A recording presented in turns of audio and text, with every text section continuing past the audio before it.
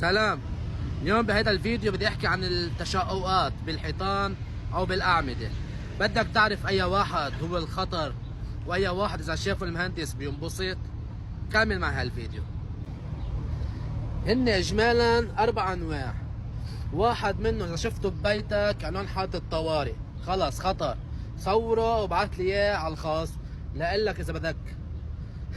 هيدا اخطر انواع التشققات اللي بتشوفه باتجاه 45 درجة، يعني مرسوم رسم ب 45 درجة زاوية، بس تشوف تشقق ب 45 درجة مثل هيدا خلاص يعني طوارئ.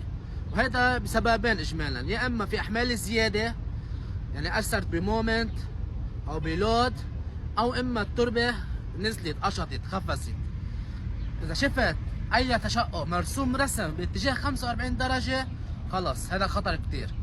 اما اذا شفت تشقق مثل هذا تحت مرسوم مسطرة مستقيم يا اما هيك يا اما هيك فهذا شيء جيد، اما فوق لا ابدا. بدكم احكي اكثر عن الاسباب والطرق المعالجة؟ اذا بهمكم بعتولي بالكومنت. تحياتنا.